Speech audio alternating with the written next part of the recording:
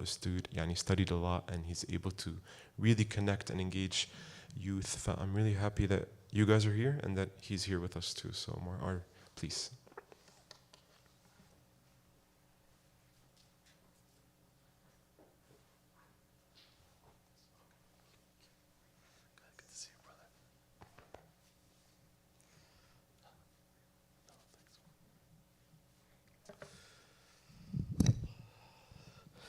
What's up, guys? How you doing? Miss you. I've seen most of you before. In the name of the Father, Son, the Holy Spirit, one God, amen. So we have a very deep topic to talk about. It's deep, and it's called inner healing. Inner healing. Because of the many imperfections and brokenness of life on earth, we will suffer many things. All right, I'll see you later. No, that's life, and I'm sorry.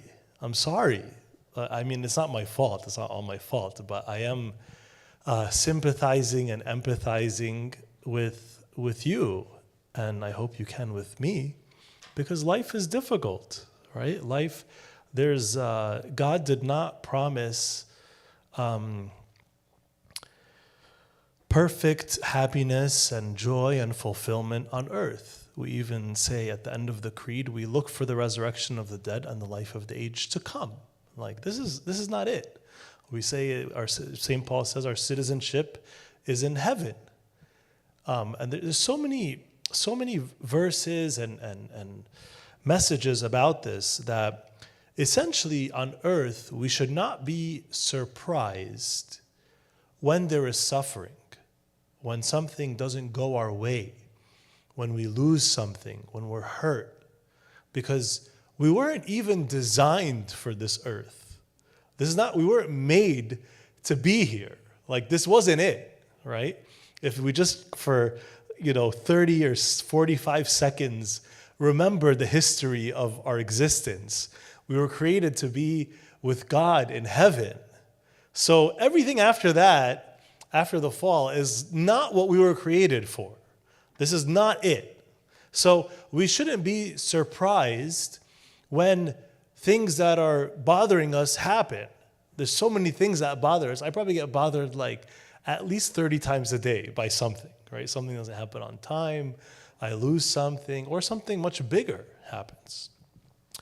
Many of these things that happen are outside of our control. For just examples, flaws of our parents. Like our parents, and I'm a parent, by the way, so parents have flaws. And the flaws of the parents affect the children. It's not in the children's control. So at least when they're just born, and they deal with the flaws. Any abuse that we experienced, any abuse, a lot of abuses are not in your control. Any traumatic event that you experienced, any health issue, that's not in your control either. So some of the things that we suffer because of the imperfections and brokenness of life on earth are things that are not in our control. Some are in our control. For example, is everybody with me, by the way? You guys with me? You guys bored or awake? Okay, all right, good. I'm still gonna go anyway. I was just asking to make you think I care. No, I do care. So some of these are in our control, like sin. If we sin and consequences happen, then we're going to experience suffering. If we have a character flaw that leads to issues that are hard to change, I'm sorry, that the reality is, if you have a character flaw, if I have a character flaw, and I do something, and it creates an issue, that issue might be very hard to undo or to reverse. But that's a suffering that is in my control. I could work on my character flaw, right? By the way, when I work with couples, a lot of times what a lot of couples are facing is issues that the individuals had that they brought into the marriage. So, like, we're dealing with a marriage issue, but that marriage issue is there because of individual issues, personal issues that those individuals brought into the marriage. Like not being able to control your temper, maybe not being overly attached to your family of origin, maybe a poor spiritual life, whatever it is. Some of issues that are in our control are poor relationships or mistakes. So, the health of your spirit is affected by the health of your mind, your heart, your body, and your relationships. Let me just say that again. The health of your spirit is affected by the health of your mind, your heart, your body, and your relationships. All these things are connected. So, of course, if, for example, you have bad theology, like you have incorrect beliefs about who God is and his relationship with us, of course your relationship with God is going to be affected. Like if you don't understand, like I know a much older woman than anyone here, who she has some skewed theological beliefs, and she's constantly fighting with God. Constantly fighting with God. Like she loves him, but she is so upset with him because of beliefs that she has about him that she's trying to figure out. And she's held on to these beliefs for decades about what he's supposed to provide and what he shouldn't be doing and what he should be doing and all this stuff. So if you have bad information, if your mind has incorrect information, of course you cannot be spiritually healthy. If you are emotionally unwell, then your spirit will be too. If you're emotionally burnt out, emotionally, okay? If you're emotionally burnt out, anxious, afraid of healthy attachment, afraid of vulnerability, of course, your spirit and your relationship with God will be affected. Do you know how vulnerable it is to say a genuine prayer? To say, God, I have no idea what I'm doing. I need help. I need you. I am completely lost. I am lost. I messed up. Or I didn't mess up, but I have no idea what I'm doing. That is a very vulnerable thing to say. If you're afraid of vulnerability, then you can't pray that prayer. Do you get what I'm saying? If you have an emotional or psychological fear of vulnerability, how can you pray that prayer? You don't want to expose yourself as being not vulnerable. If you're anxious, sometimes we say to people who are dealing with a lot of anxiety, we say, hey, look, listen, don't pray about your issue anymore. Like once a day is enough. Once a week is enough. Like it's not like when you pray, God is like, oh, I didn't know that. You think when you pray, God says, oh man, thank you so much for reminding me, for telling me because I didn't know. That's not how, God doesn't need your prayer to become informed. God already knows. The purpose of prayer is to change you, not to change him, right? So some people, if they're overly anxious, when they pray, their minds just start thinking about the problem over and over and over and over and over again, and they become so anxious. And then they're standing up like praying, but they may not be really praying. They're burdened with irrational thoughts. Do you guys get what I'm saying? Is this too deep, guys? Or okay, just raise your hand if you're here, if you're with me. Okay, you guys are good? All right. So, the point I'm trying to make is, and also, by the way, if you're burnt out, imagine you're just exhausted and fatigued. And someone says, hey, let's pray. Like, man, come on. I mean, we were just hearing, if you're tired and someone says, come to the young adults meeting, what am I going to do? Or if you're exhausted and there's a message of correction that you need to hear, a message of redirection that you need to hear, but you're so tired, You're exhausted. You don't have capacity for that. You don't have capacity to say, hey, this thing that you've been doing for 5 years, you need to stop doing that. But you're burnt out. You're tired. You don't have capacity to hear that. So if you're emotionally unwell, your spirit will be too. Now, there are many obstacles to inner healing. There are many obstacles to being healed and recovering inside your heart, inside your spirit and your mind. The first one, my beloved friends, is my and your ego. Ego, okay? You could put in parentheses pride, arrogance, anything like that. No one wants to admit that there is something intrinsically wrong with them. And I want to ask you, I'm going to ask you this question, but you should ask yourself this question very often, okay? Not every day, 5,000 times a day, and like beat yourself up. But ask yourself this question. Is there something that I could be doing better? You know when the best time to ask that question is? When there's a problem in a relationship. If you're a friend, parent, a significant other, and there's a problem, ask yourself, is there something that I could be doing better? Almost every time I hear a complaint from someone about a relationship or an issue, the whole entire time they're talking about what the other person does wrong. Sometimes they're a bit more, experienced in complaining. So they say, oh, I know I do some things wrong and this and that, but for 99% of the remaining time, right? So, and that's when Jesus said, before you look at the speck in your brother's eye, look at the plank in your own eye. In other words, hey, you're doing something wrong. And that's where our ego comes in. Because our ego does not want us to see that there's something wrong with me.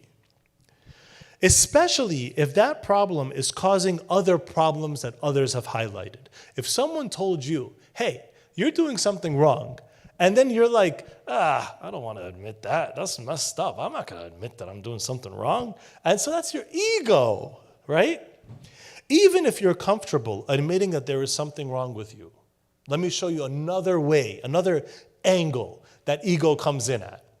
Even if you're comfortable admitting that you're doing something wrong or there's something wrong with you, you don't want to admit that you're failing to address it. What if you can't fix it? You've been trying and you can't. Who wants to admit that? Hey, yeah, there's something wrong with me, but yeah, I'm working on it. Don't worry, I'm working on it. Nobody wants to say that. They don't want to say, I really have no idea what to do.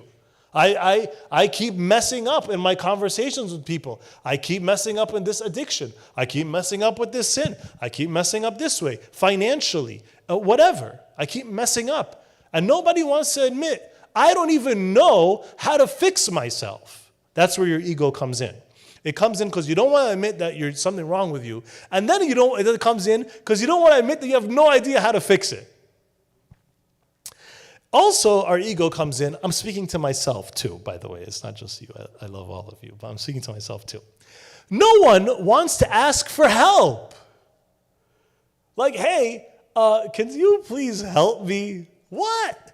Help? By the way, it might be a little easier to imagine this if any of you have not all of you, but any of you, maybe one of you, maybe none of you, have a stubborn parent, or a parent who, doesn't do any of this emotional stuff, like they need help. They don't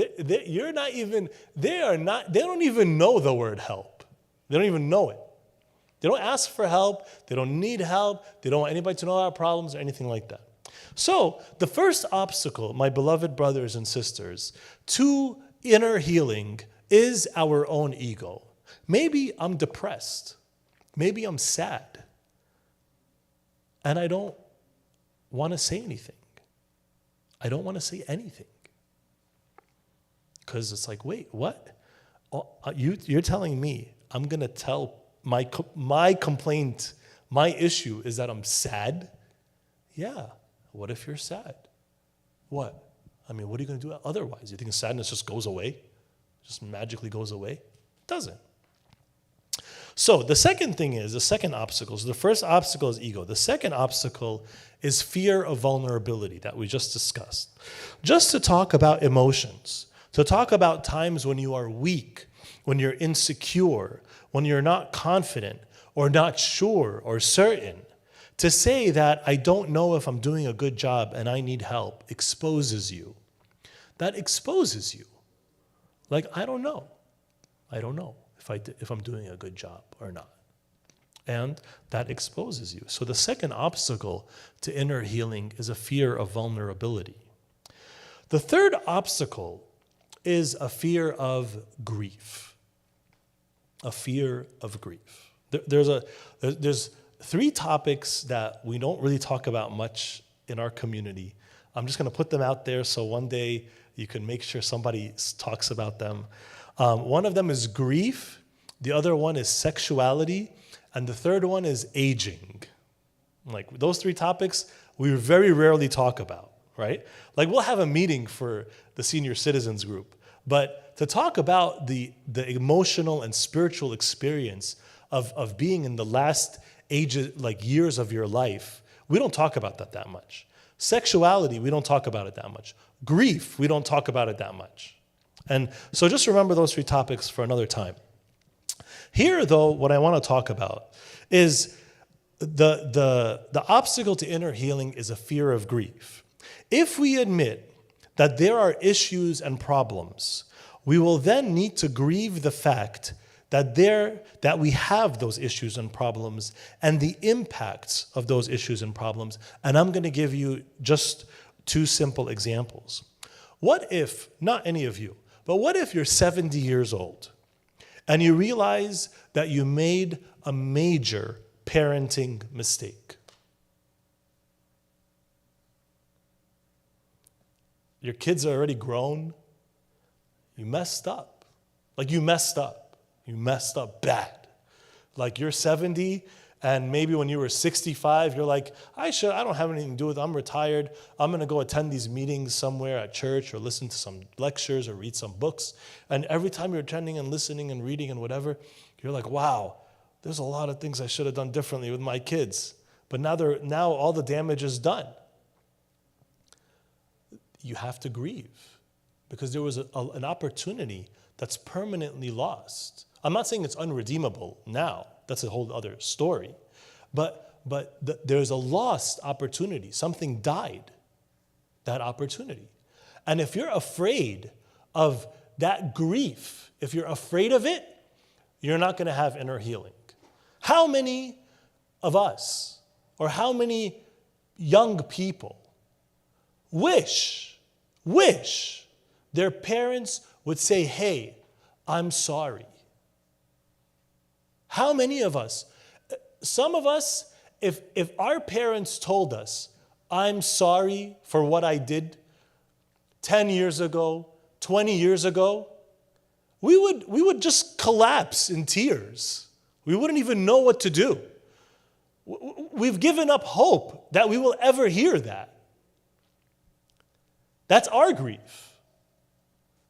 But if the parent is afraid of grief, they won't even say it because they're not going to allow themselves to get there. Do you guys get what I'm saying? Are you guys following what I'm trying to explain? It's very complex, right? Yes? No, I'm getting some nods, but all right, okay. I'm not going to get any more nods here.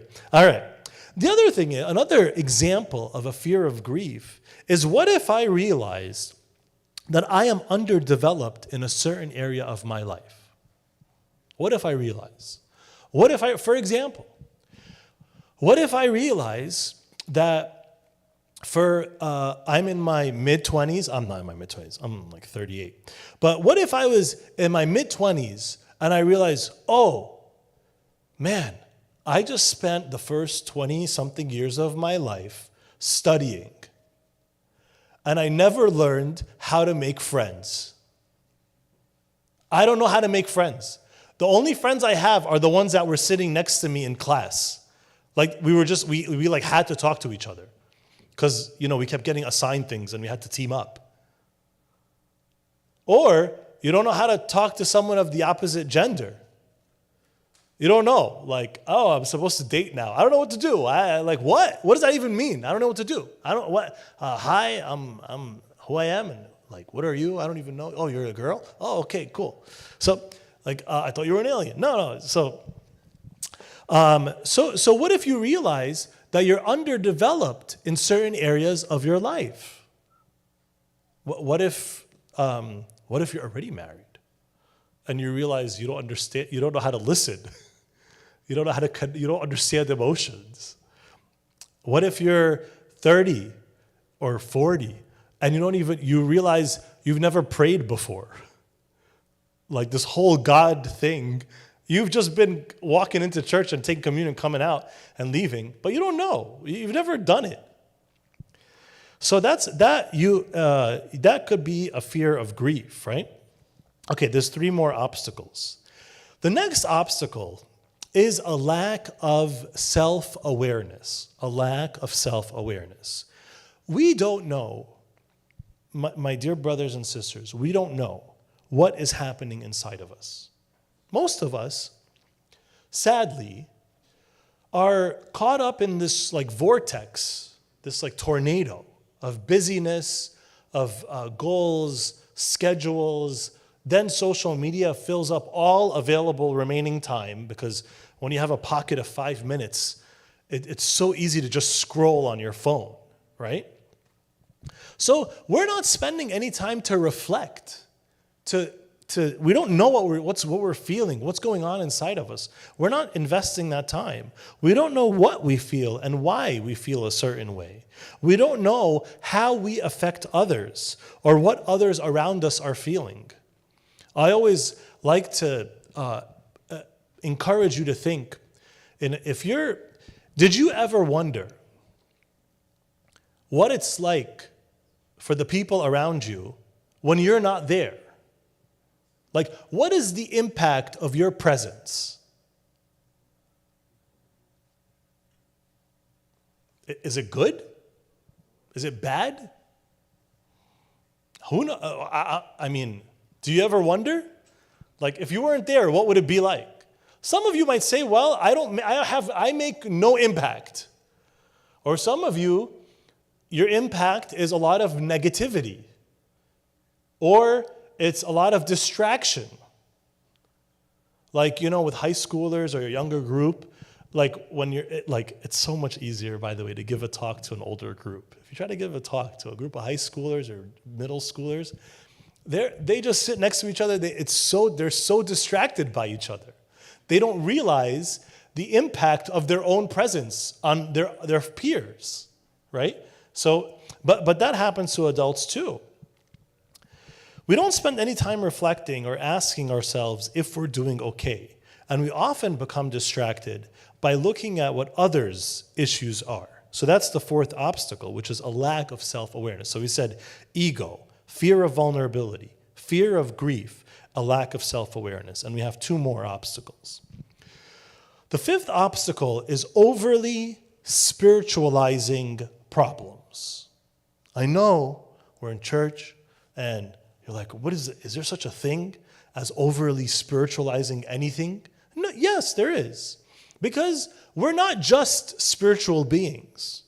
We're also emotional beings, physical beings, intellectual beings, right? Like, we're not just spiritual beings. And the thing is, if someone has a problem and you say, oh yeah, just pray about it. Or you know what, I'm this and this and that, my friend is this, my life is that, all these problems in my life, but look, you know what, just pray for me, bro. Please pray for me. I'm praying for myself. I'm going to tasbihah. I'm sitting with Abuna every week. And you look like a saint. You look like a very pious person. Wow, this guy has 5 billion problems, but look, he prays and he plays the cymbals, and wow. No. We take a problem, our life is so messed up, and we make it just a spiritual issue. Like, as long as you pray, you're good. No. Maybe you got to learn some skills. Maybe your personality is busted because you're not learning any skills. You need to learn and grow, read, attend lectures, do something, practice, admit that you don't know what you're doing. It's not just a spiritual issue. It's very easy to make spirit issues just spiritual, because you could just say, I'm praying, right? And you get a reward for it from society because you look more pious. But most of the time, the problem is not just a spiritual problem, okay? You guys get the point that I'm trying to make? Yeah? Okay, all right. The last one, number 6, is an obstacle. It's not the end of the lecture, it's just the talk. It's just the last one of this point. Is ignorance or a lack of experience. A lack of experience. Whether we are either unaware of how much our emotional health can affect everything else, or we have never experienced an emotional breakthrough. Some of us don't even know that there is another way to live. That's a very important point.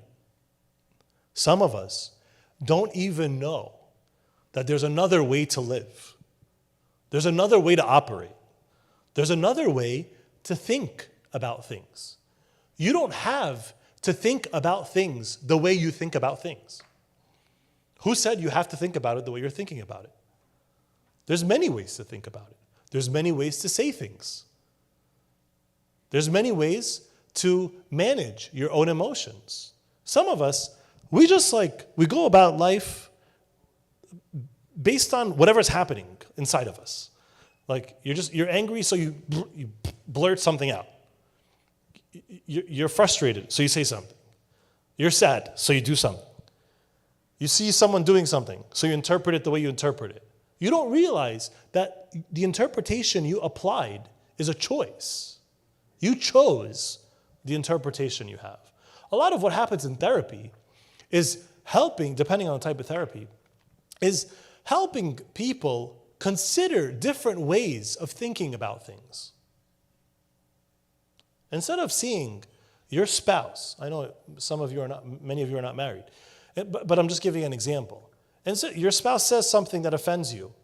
Usually when someone is hurt, you see the person who hurt you as the enemy. Or you treat them as if they intended to hurt you.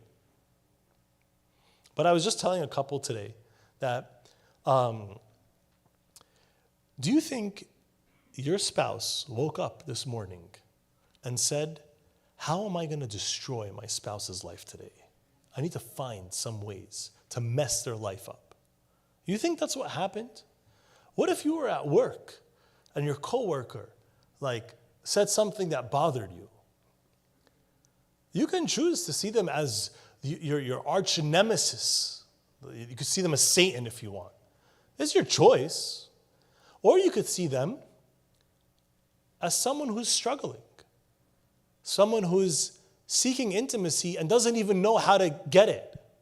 The only way they know how to create connection with others is by creating pain. Because by creating pain, they can ensure that they'll get a response, which for them is the only type of connection they know how to get. Do you guys get what I'm saying? So you choose how you want to see it. If you see someone as evil, you're going to respond to them as evil. If you see someone as someone who's suffering, who's struggling, who's in need of support, you're going to treat them as someone who is suffering, struggling, in need of support. How do you treat someone or respond to someone who is struggling? With compassion, with care, with love, with sensitivity, with consideration, with empathy. Right? But if you see them as evil, and that, by the way,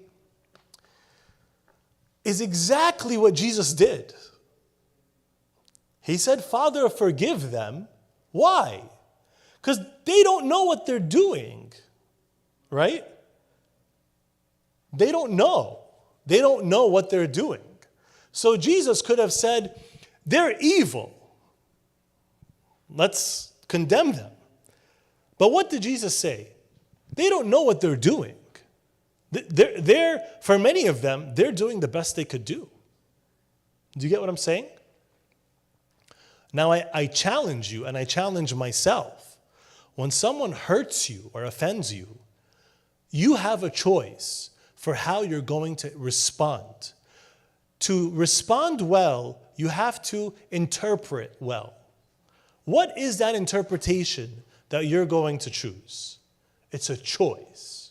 It's a choice. It's a choice. It's a choice. It's a choice. You have a choice.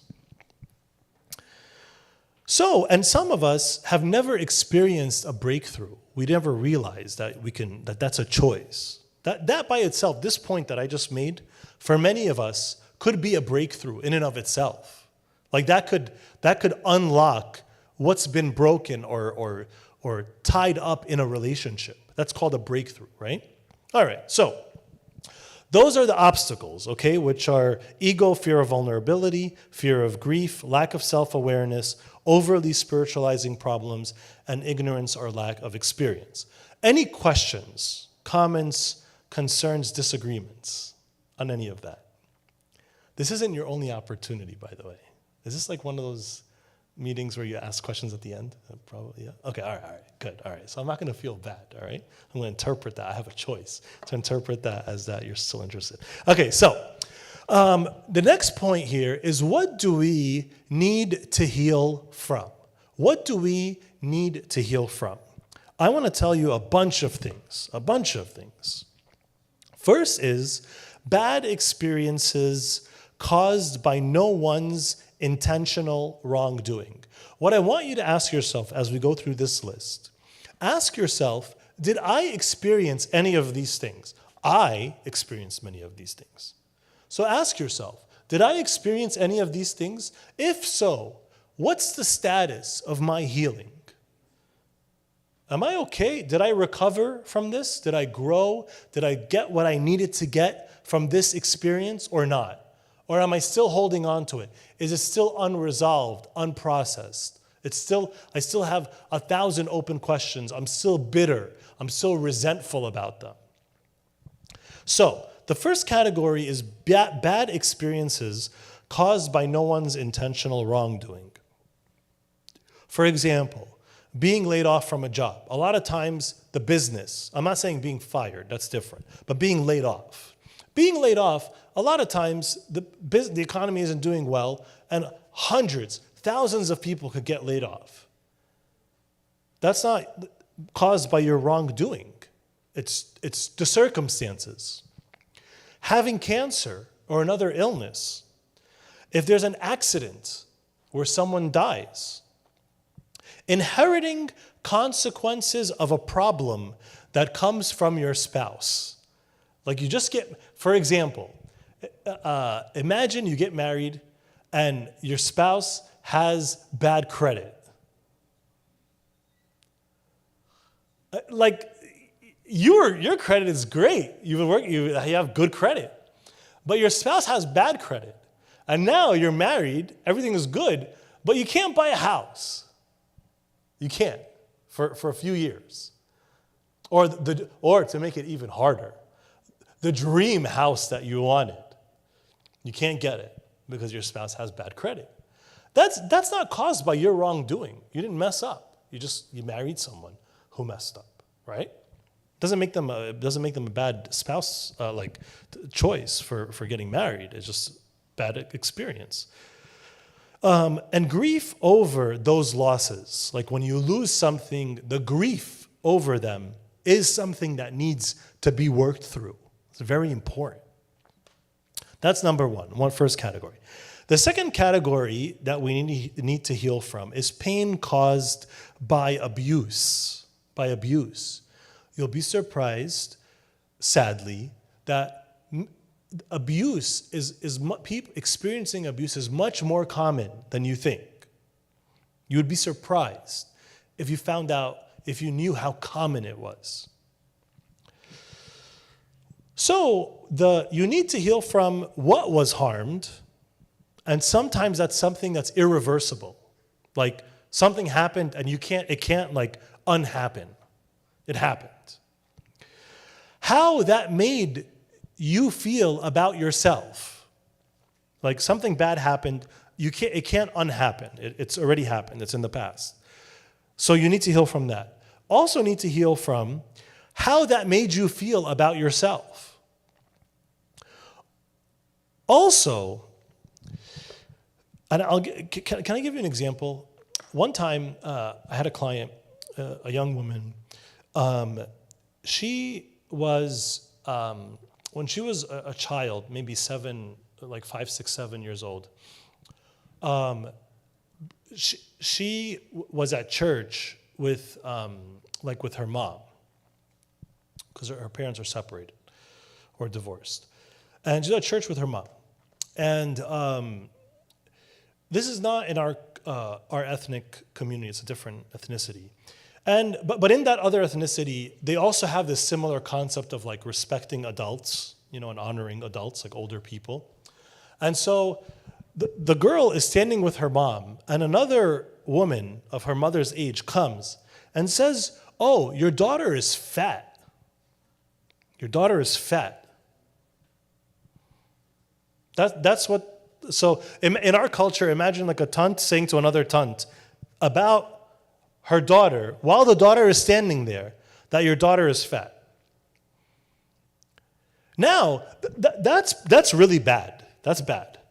But there is something that's worse, which is if the mother doesn't respond well, if the mother doesn't defend her child, that's worse than the comment that was made. And sadly, the mother did not. The mother said, "Yeah, she is fat. I'm trying to get her to stop eating as much as she does." Do you know when this little girl, ended up sharing that point with me? When she was in her 30s. That is a type of verbal abuse. It's a very traumatic thing. It's traumatic to be insulted, but it's much more traumatic to see that the person you rely on, because it's a child, the person you rely on for protection is not protecting you, is actually harming you. You get what I'm saying? Because you're a child, you don't know, you can't protect yourself from adults. You can barely protect yourself from kids, from other kids.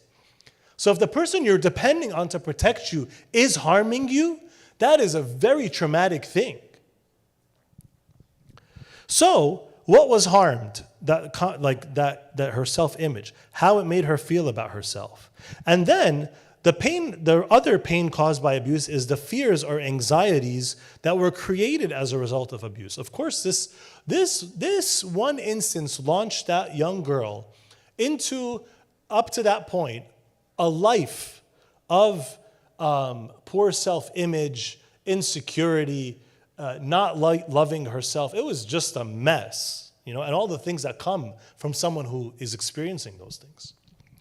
Also, pain caused by abuse is bitterness, and then, as I said before, the grief over those losses. Right? When you lose your self-image, when you lose security and protection, those are already offenses. You need healing from those. But then there's grief over about those losses that you need to heal from as well. All right. The third thing we need to heal from is poor self-regard, low self-esteem, low self-confidence, low self-image, feeling less than, feeling unlovable. And this is often caused by criticisms or by conditional love. Sometimes some parents, the way they parent is by criticizing. Like the way they feel like their responsibility is to call out everything that's wrong. If they see something wrong, they have to call it out. Sure, you have to call out things that are wrong sometimes, but that can't be disproportionate to calling out things that are good. Like, if you see something wrong, but you already haven't said 5 good things that day, don't say the wrong thing. The human heart can't handle that much criticism, right? But sometimes we've experienced criticism. I remember another case where a boy, he was 12 years old. I'm hearing about this when he's 30 years old, but this happened when he was 12. He took his report card, he was walking home, and he showed it to his dad, and he had 1 B on it. He had all A's and 1 B. And he looked at the B, And the father looked at him and he said, what is this? Get out of my face. I'm paying all this money for your school. Get out of my face. So for him, he felt like, I am not loved. For me to be loved, I need to earn good grades. That's how a child interprets it.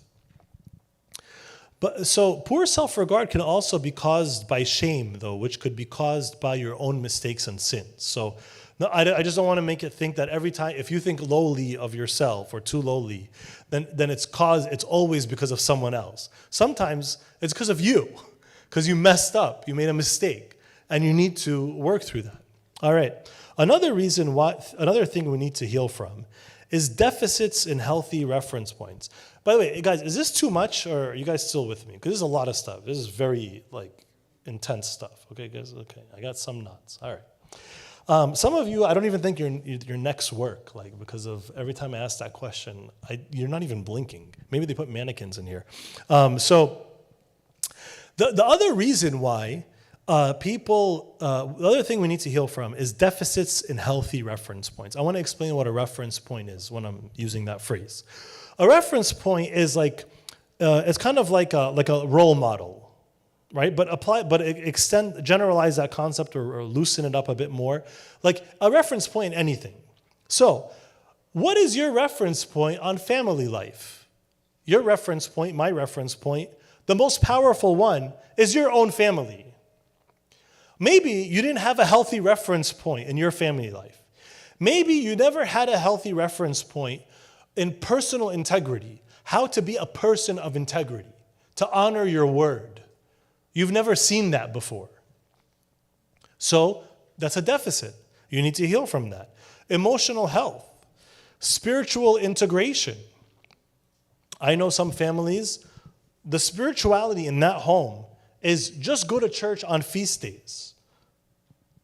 Just go to church on feast days. And don't cheat on your spouse. That's the spirituality in their home. But there's a major deficit there. If you have a deficit in a healthy reference point, if you didn't have a healthy reference to look at, to model your life after, to learn from, also as a resource, then that's something you need to heal from. Another thing we need to heal from, we're almost done with what we need to heal from, is bitterness and resentment. Our hearts can be trapped in what is essentially hatred towards another person because of an offense. Because of an offense. If you were offended by someone and you are still bitter or resentful towards them, then you need healing because you are trapped by that bitterness and resentment. I'm not saying, that's another topic we don't talk about much, which is forgiveness versus reconciliation.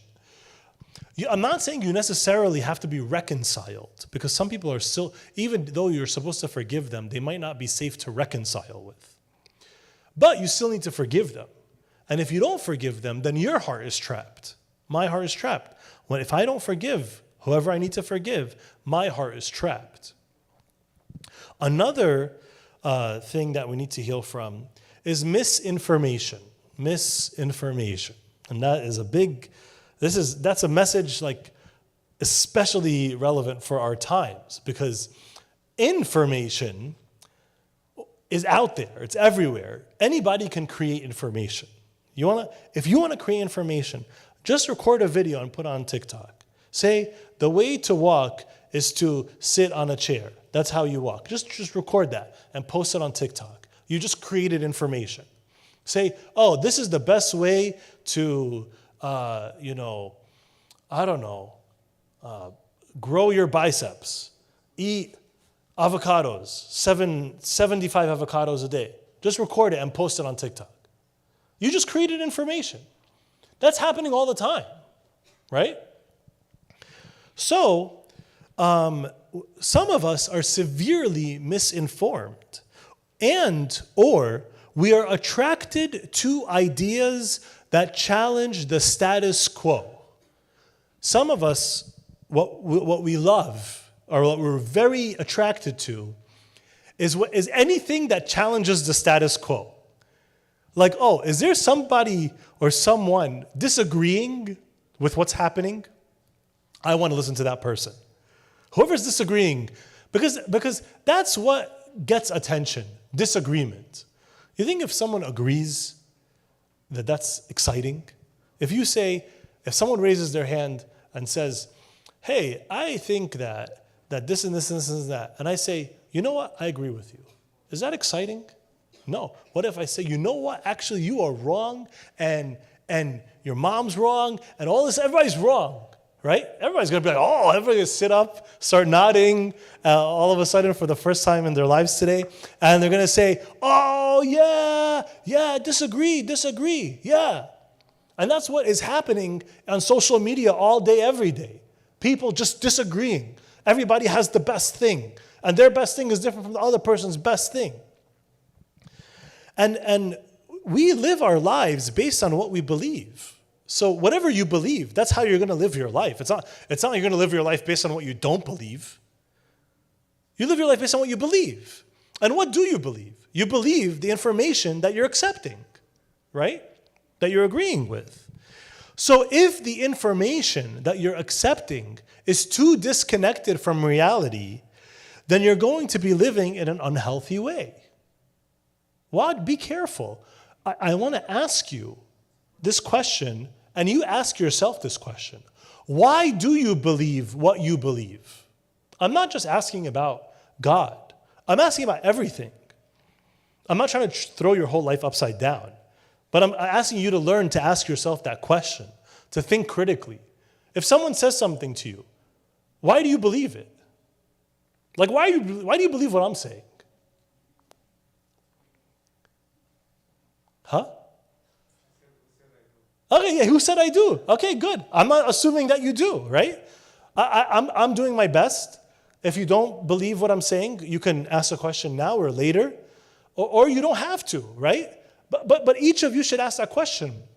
And another topic we don't talk about much, I need to start writing these things down, is the responsibility and the practice and the skill of public speaking, right? It's very important because we need to be careful. A lot of times, the reason why we believe someone is because they've packaged their message in a very attractive way. It's not wrong to package your message in an attractive way. That's not wrong. Like, you should try. But if the listener is accepting it just because it is packaged attractively, that's an issue. Another word for that is charisma. Charisma is not bad, but there's a responsibility. You get what I'm saying?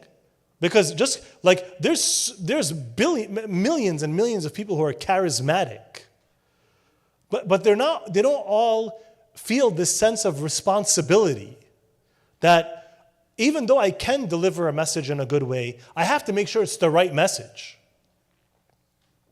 So do you believe what someone is saying because they're charismatic? Do you believe what they're saying because they're popular or famous? Do you believe what they're saying because other people believe what they're saying? Do you believe what they're saying because you did some research? Why do you believe it? You should ask yourself that question. Or do you believe what they're saying because you look up to them? Or maybe you trust them because they've come through for you. I'm not saying it's wrong to believe things. You just have to know why you believe things. Did I miss anything?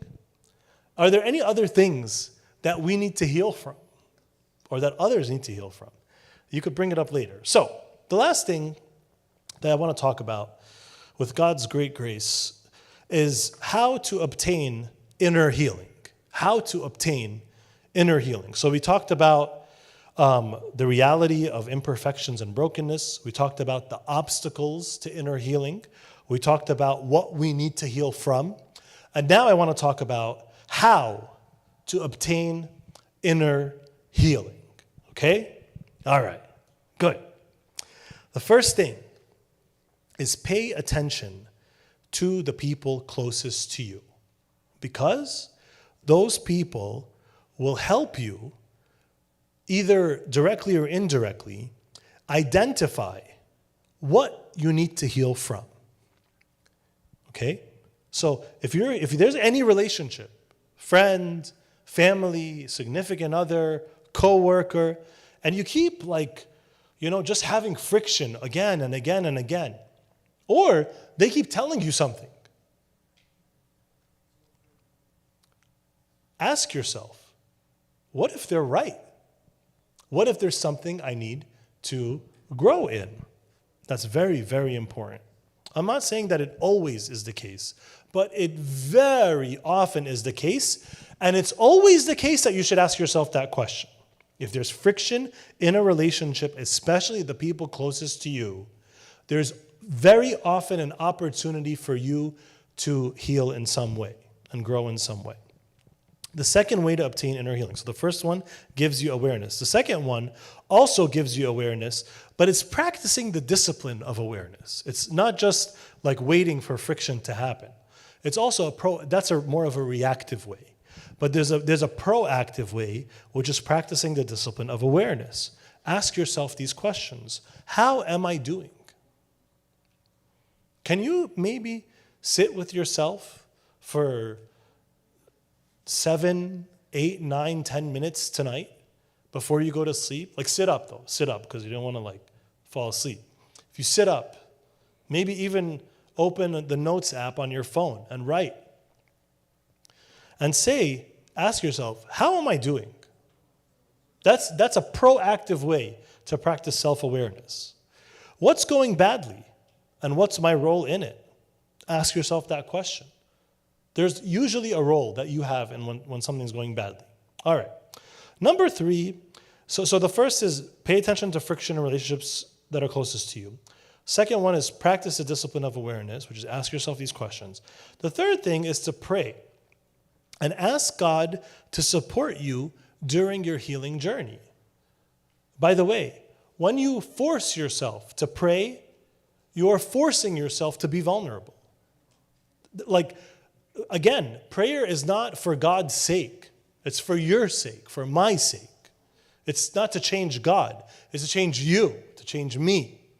So pray and ask God to support you during your healing journey. The next thing is force yourself to become vulnerable.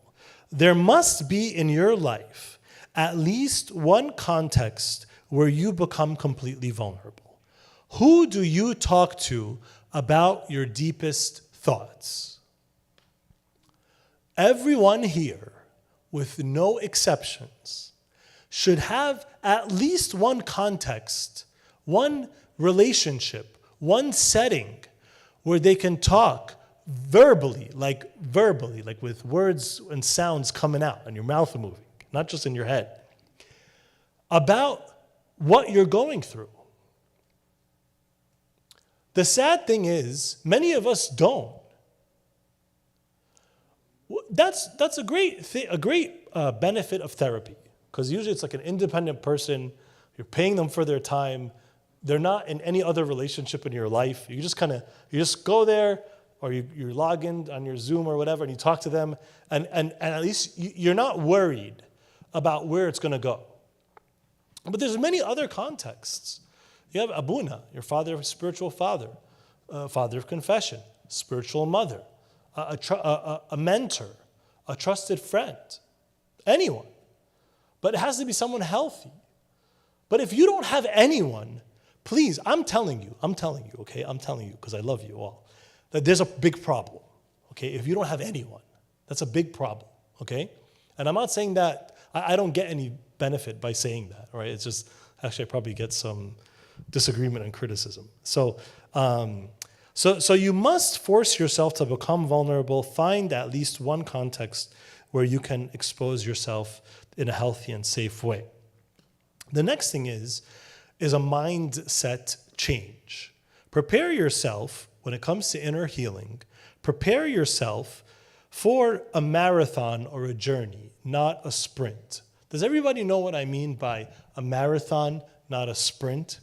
A sprint is when you are exerting all the energy that you possibly have. You're working as hard as you possibly can, but you can only do that for so long. You ever see sprinters? Sprinters run as fast as they can, but for a short distance. They can't run that fast for a long distance. Running fast for a long distance is a marathon. So that's what we need to prepare ourselves for, a marathon, not a sprint. This inner healing journey is not going to be quick. It's going to take a while. I'm not saying it's going to be 0, 0, 0, 0, no healing, no healing, no healing, and all of a sudden you're healed. No, it's going to be growing over time. But it often gets worse before it gets better. Okay, and I want to make sure I make that point. Because you see, for many of us who are not used to caring for our own hearts, we've kind of like blocked off some thoughts. We've blocked them. Like I don't want to think about the damage that happened when this abuse happened in my life. Okay, then you want to find the context where you can be vulnerable and safe, and you go and talk about it. Well, when you talk about it, that's going to be very painful. And the first time you talk about it, you might be like, oh my gosh, that was so bad. Like, that hurt so much. Why did I open that up? But you needed to. St. John Chrysostom talks about, in his book on the priesthood, he says something very important about priests.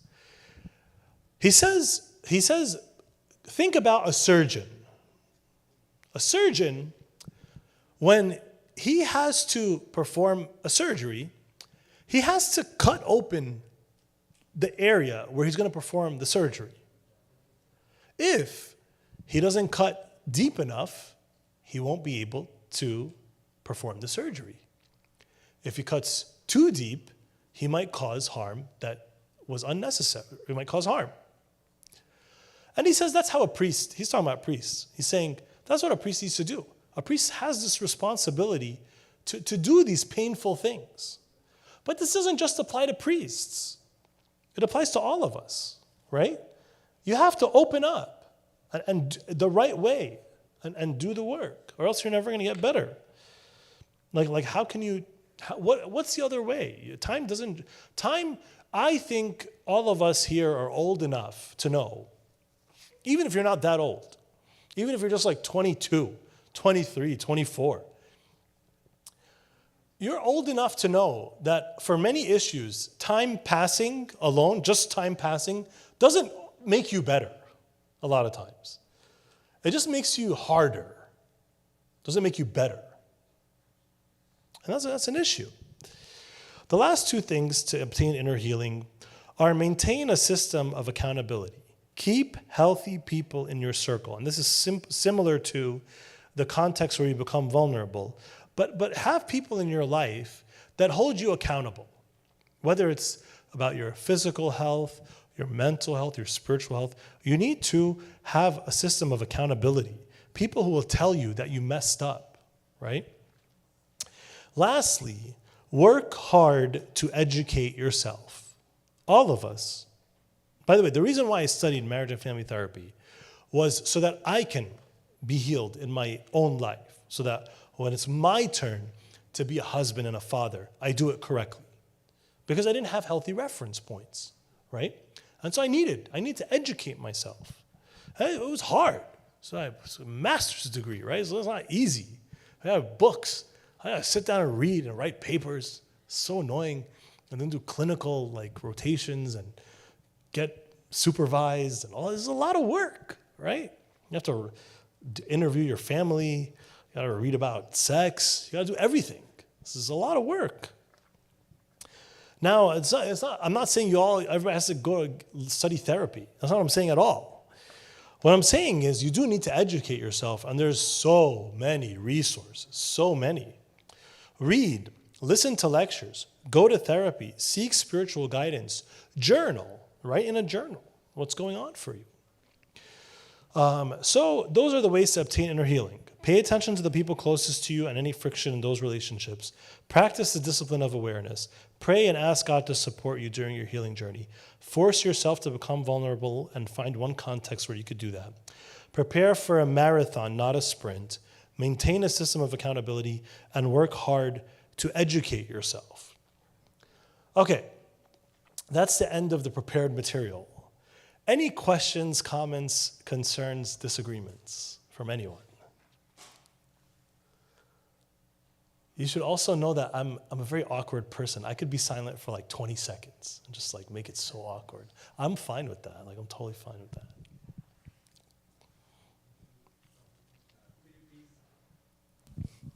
Could you please give us like a simple example of healing, like doing it step by step? Like it doesn't have to be like a very big problem, might be like a very simple one, but like I need like the methodology. Yeah, so I can give you an example. I'll give a personal one.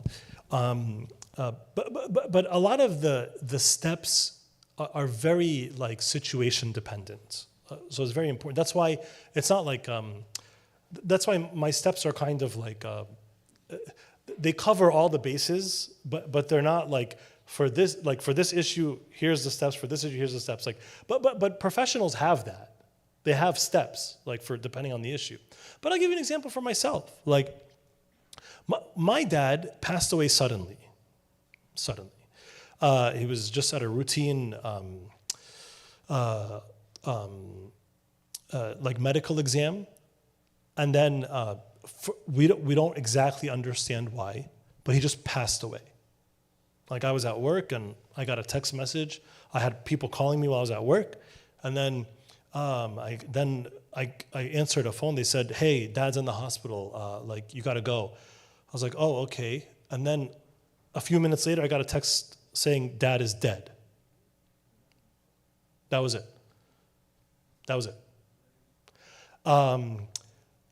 My relationship with my dad wasn't that great. I wish it was a lot better, but it wasn't. So of course for me, like I needed a lot of therapy. Like I needed to, like, because one of the things that happens when someone passes away, this is very standard, what I'm saying, is your mind does a review of the whole relationship. Like your mind just like starts to think about the whole relationship, all of the memories, everything. And so and of course, once you do that, in every relationship, not just in a relationship where someone passed away, in every relationship, there are many unresolved things in every relationship. Just because like that's a whole separate topic why that's the case. But you know, the things you wish you would have said, things you didn't say, things you wish you whatever, so many things, like hundreds of them. And so I had those. But the problem is my dad had passed away. And so I was never gonna like actually resolve them. Even if he was alive, I probably wouldn't have resolved them, but it was hit different when he passed away. So I went to therapy. And I was already in therapy because I was studying and I was required to go to therapy, so it just happened while I was in therapy. And I was discussing with my therapist, and we went through like all of these unresolved issues one by one. We started talking about them and what happened and why and what could have, like all these details, lots and lots of details.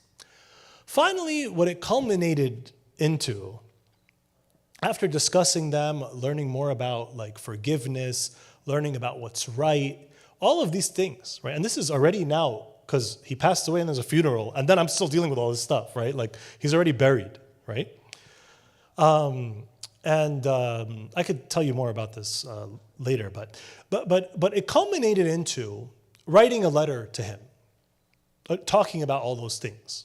And I remember I was on a business trip for work, and I was sitting in a hotel by myself, and it was like the time to do that. I had all the time to myself. I remember I was just sitting there at a computer for like 2-3 hours, just crying and typing. Just crying and typing, like 3, 4, 5, 6 pages. I'm just typing and crying. And then I took it back to my therapist, and I read it to her, and we were going through it. And then she told me, go to the grave and read it. And I did. That was a very, very good thing for me, right? Now, this is just like, all I'm trying to say in this story is that for every circumstance, there's things to do. And as you can see, that was pretty systematic. Like what happened, what I went through myself was like a very clear process. Yes, there were steps. So I wish I could kind of. I think the things that I said are like the best that one can do without having a specific issue. But if someone told me I have an issue, like for example, if you tell me like, I don't know, like my closest friend stole a lot of money from me, I could probably come up with steps to deal with that. If you say I had a great loss, I failed out of, school and I'm lost, I don't know what to do. There are steps for that. Like there's things to do. So, but they all capture here. Like they're all kind of captured here.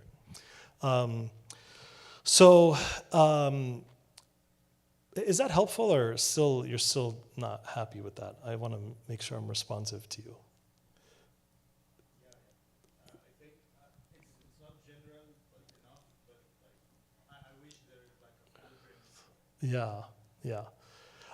Let me try one more time. So what I would say simply is, get in touch with yourself and articulate all the emotions that are going on for you. Write them down. Share them with people on your team. And then make sure you have all the like a clear path or confidence in how you're going to resolve each one and process and then resolve each one. So a lot of times it requires going to experts, but not all the time. Not all the time. And that's pretty much it. Like those are the 3 highest level steps, which is articulate the emotions and what's going on for you, losses, frustrations, anger, sadness, all this stuff. Then share them with trusted members on your team, and then make sure you have confidence in a clear path to process and then resolve each one. A lot of times it requires experts, but not always. Okay, that's the best I can do right now. Any other questions, comments, concerns, disagreements?